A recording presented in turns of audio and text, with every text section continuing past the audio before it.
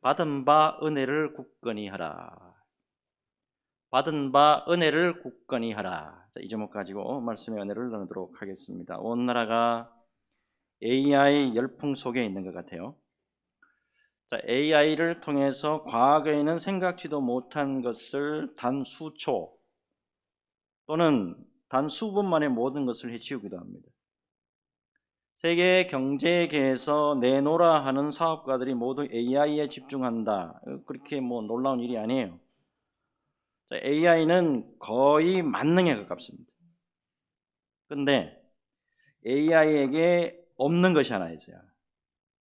그게 뭐냐면 바로 통증이라고 하는 인간이 가지고 있는 특별한 감각이에요. 통증, 내가 아프다는 거. 내가 아프다는 것을 이걸 느끼는 것은 인간이 과도하게 나아가는 것에서 잠시 멈추고 나를 돌아보게 하는 기능을 해요. 통증이 때로는 자신을 보호하기도 하는 역할을 해요. 지나치게 나를 너무 혹사시키지 않도록 절제하도록 하는 기능도 합니다. 하지만 AI는 그런 매우 중요한 기능을 가지고 있지 않다는 게 이게 문제예요. 제가 소개해드린 책이 있죠. 자, 오른쪽에 있는 책이죠. 필립 얀시와 폴 브랜드의 고통이라고 하는 선물. 고통이라는 선물, 이 책을 보면 나병을 앓고 있는 사람의 이야기가 나와요. 여러분, 나병이 정말이지 힘들고 어려운 거는 고통을 모른다는 거에 있어요. 뜨거운 물로 세수해가지고 눈썹이 없어져요. 기타를 치는데 손가락이 달아나고 없어. 자기에게 맞지 않는 작은 구두, 자기에게 맞지 않는 작은 구두를 신다가 뒤꿈치가 없어져요. 고통을 알게 되면은 지금 자신이 어떤 상태에 있는가를 발견하게 되는데 문제는 그렇지 못하다는 거예요. 여러분, 고통이 없다는 것은 놀랍게도 그 상태가 바로 지옥이다라는 것을 발견하게 됩니다. 여러분, 오늘날의 사회나 정치, 경제, 문화, 교육 들여다보면 놀랍게도 서로의 고통에 대해서 민감한 게 아니에요. 응? 내가 이 말을 해가지고 저 사람이 상처를 받을까? 내가 이런 행동을 해가지고 저 사람이 어떤 고통을 당할까? 이거 안중에 없다고. 고통에 대해서 너무 둔하다라는 걸 발견하게 됩니다. 나라 안의 정치 한번 볼게요.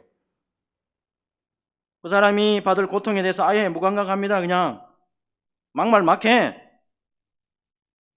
무조건 그냥 정죄하기에 혈안이 돼 있어요. 교육의 현장 한번 볼까요?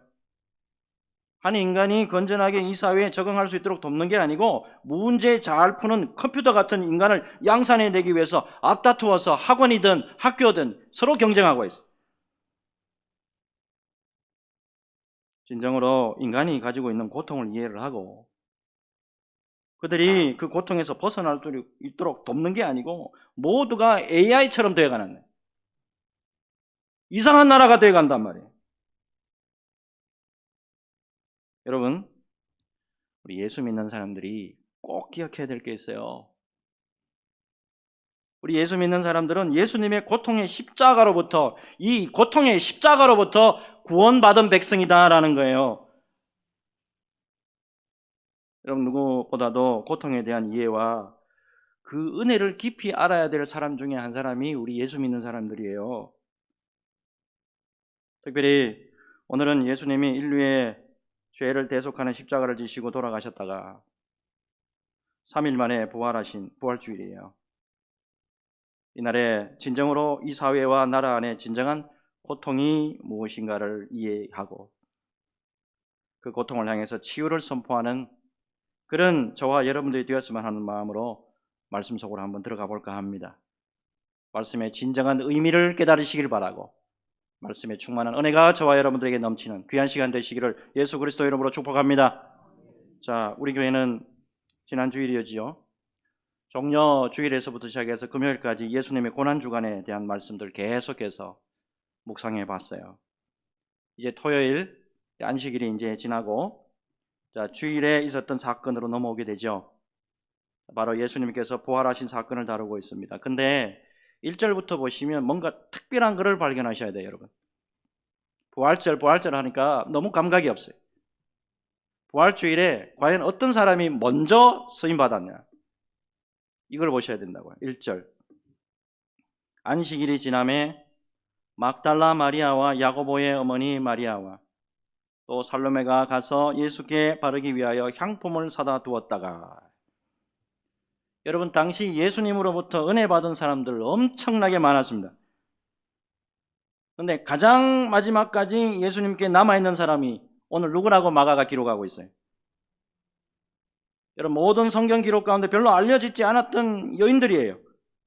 똑똑하다 하고 뭔가 안다라고 하고 권세 있다라고 한 사람, 그런 사람들에게 이런 기록이 남아있지 않아요. 이게 예수님께서 십자가를 지시는 데까지, 그리고 예수님이 부활하신 현장에까지 제자들 일부 남아있긴 했어요. 그런데 예수님이 십자가에 돌아가시고 난 다음에 예수님의 장사를 위해서 끝까지 아름답게 쓰임받은 사람은 예수님의 12제자 한 명도 없어. 그리고 특별하게 병 고침 받았던 사람 여기도 한 명도 없어요. 죽었다가 살아난 사람도 안 보여. 주님의 공생애 가운데 그 은혜가 무참히도 쏟아졌는데 끝까지 은혜를 쏟지 않은 사람은 의외로 소수다라는 것을 발견하게 됩니다.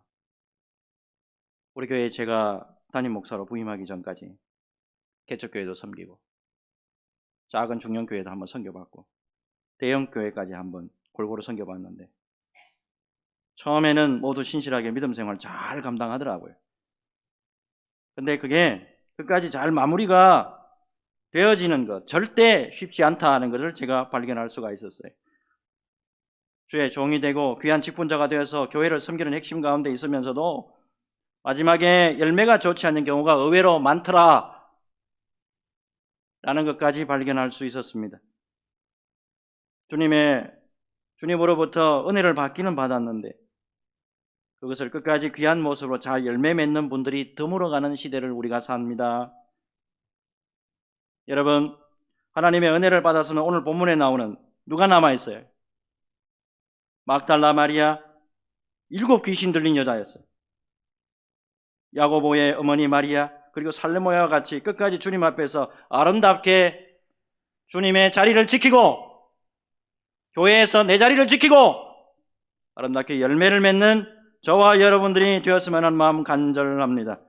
무엇보다도 이를 위해서 언제나 기도의 자리에서 능력을 공급받는 일에 소홀히함이 없어야 된다는 거, 이거를 여러분 잊지 마시길 바랍니다. 예수님의 수제자가 누구예요? 베드로 아닙니까? 11명의 제자들이 있었잖아요. 온전히 기도하지 못해가지고 믿음의 바닥을 치는 모습들 다 드러나는 거 우리 말씀 가운데 다 봤잖아요. 특별히 겟세마네 동산에서 예수님이 기도하실 때 1시간도 못 참아요. 1시간도 함께 깨어있지 못하고 졸고 있는 베드로와 야고보와 요한에게 예수님이 직접 하신 말씀이라고요. 누가복음 22장 46절이죠. 이르시되 어찌하여 자느냐? 시험에 들지 않게 일어나 기도하라 하시니라. 여러분, 이거를 원어를 보게 되면 깜짝 놀라요. 어찌하여 자느냐? 왜 졸고 있어? 그런 뜻이 아니에요. 이게 좀 더 엄밀하게 보면 어찌하여 죽어 있느냐 이런 뜻이라고. 이게 어찌하여 자느냐가 아니고 어찌하여 죽어 있느냐, 이게 원어 뜻이라고. 그 다음에 시험에 들지 않게 했는데 이거 고난에 들지 않게라는 뜻이라고 내가 말씀을 드렸죠. 영적으로 죽어 있는 게 아니고 깨어 있고, 특별히 고난에 들지 않으려면 평신도든지 중직자이든지 교육자든지 누구나 할 것 없이 깨어 기도해야 한다는 거, 이게 예수님의 말씀이에요. 특별히 말세에 내가 믿음을 보겠느냐? 내가 말세에 기도하는 사람의 믿음을 보겠느냐? 예수님의 말씀을 꼭 기억하시면서 믿음을 굳건하게 지키고 영적으로 깨어서 기도하면서 주님의 뜻을 아름답게 이루어가는데 아름답게 쓰임받는 우리 수원소망교회 성도들 다 되시기를 예수 그리스도 이름으로 축복합니다. 자, 이어서 더욱 중요한 말씀이 또 나와요. 자, 주님께 받은 은혜를 쏟지 않고 견고하게 지킨 자들에게 2가지 모습이 나타나요. 자, 첫째, 위험과 환경의 공포를 뛰어넘어요. 2절을 볼게요. 안식 후 첫날 매우 일찍이 해 돋을 때에 그 무덤으로 가며 했습니다.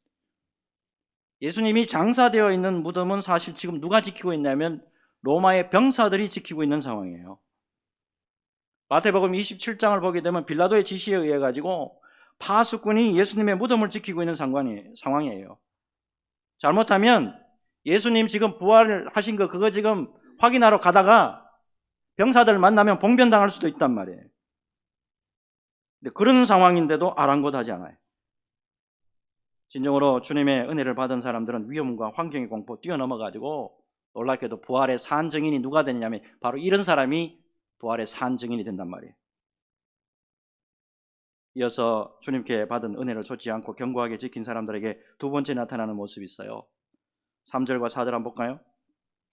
서로 말하되 누가 우리를 위하여 무덤 문에서 돌을 굴려 주리요 하더니 눈을 들어 본즉 벌써 돌이 굴려져 있는데 그 돌이 심히 크더라 그랬습니다.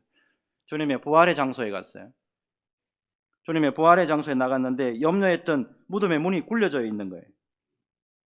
3절을 보시면 아시겠지만 무덤의 문만 언급하고 있는 게 아니죠. 지금 앞에서 이미 제가 말씀을 드렸는데 로마 병사들이 예수님의 무덤을 지키고 있는 상황이에요.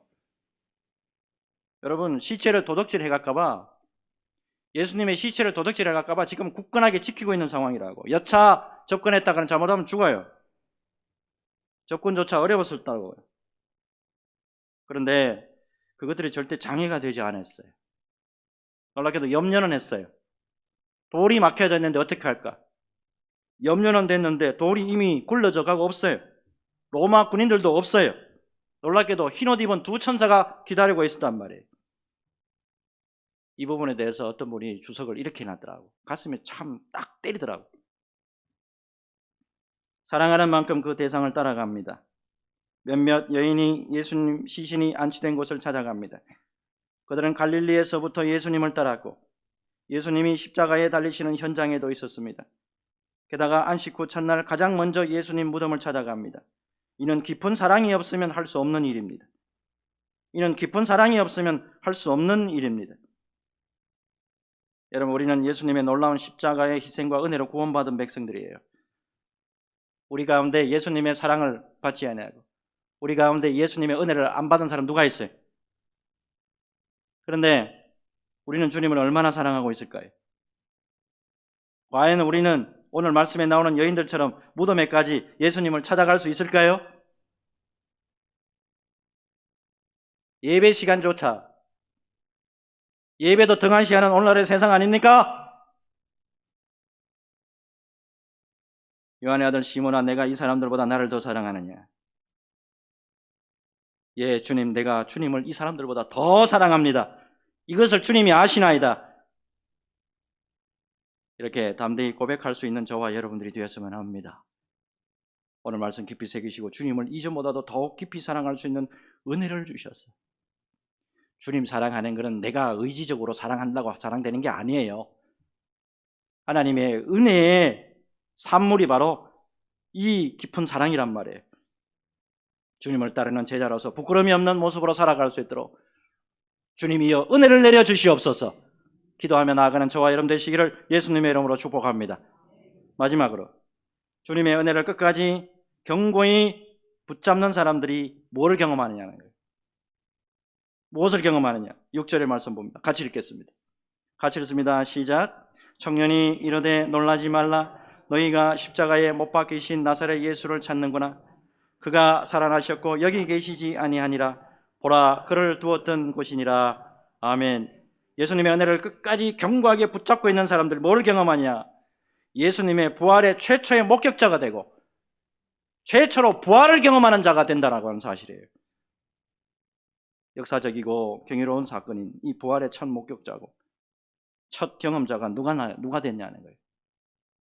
예수님을 죽도록 사랑하고, 예? 예수님 내가 감옥에 가는데도 따라가고요. 내가 죽는데도 따라갑니다. 예수님 12대자다 한 놈도 없어. 병 고침을 받은 사람도 아니었고 특별한 기사와 이적을 경험한 사람도 아니었다 이 말이에요. 누가 끝까지 남아 있었어요? 주님의 은혜를 받은 바 그 은혜를 절대로 버리지 않고 절대로 쏟지 않았던 사람이 그 사람들이 남아 있었다 이 말이에요. 아울러서 주님의 은혜를 견고히 붙잡은 사람들이 경험한 게 있어요. 7절 마지막으로 읽겠습니다. 같이 읽습니다. 시작. 가서 그의 제자들과 베드로에게 이르기를 예수께서 너희보다 먼저 갈릴리로 가시나니 전에 너희에게 말씀하신 대로 너희가 거기서 배우리라 하라 하는지라. 아멘. 주님의 뜻을 전해야 할 메시지 받죠. 자, 이렇게 해서 오늘 본문에 나오는 이 여인들로 말미암아서 예수 그리스도의 위대한 복음이 온 유대와 사마리아와 땅끝까지 이르러서 전파되게 되었다라고 하는 사실입니다. 오늘 본문을 보면서 이런 생각을 해봤어요. 하나님의 은혜 받는 거 중요하지요. 하나님의 은혜 많이 받는 거 중요합니다. 하나님의 은혜 강력하게 받는 거 중요합니다. 그러나 더 중요한 것은 뭐냐면 그 받은 바 은혜를 견고하게 지키면서 끝까지 유지하는 거, 이게 더 중요하다는 거예요. 디모데후서 4장 6절에서 8절 같이 읽습니다. 같이 읽습니다. 시작. 전제와 같이 내가 벌써 부어지고 나의 떠날 시각이 가까웠도다. 나는 선한 싸움을 싸우고 나의 달려갈 길을 마치고 믿음을 지켰으니 이제 후로는 나를 위하여 의의 면류관이 예비되었으므로 주 곧 의로우신 재판장이 그날이 내게 주실 것이며 내게만 아니라 주의 나타나심을 사모하는 모든 자에게도니라. 아멘. 사도 바울처럼 주님이 주신 은혜, 주님에게 받은 은혜 견고하게 잘 지키고 마지막까지 승리하기를 원합니다. 주님, 우리를 은혜로 붙잡아 주옵소서. 기도하시면서 주님 앞에 더욱 가까이 나아가는 오늘 부활주일 되시기를 주 예수님의 이름으로 축복합니다. 축복합니다.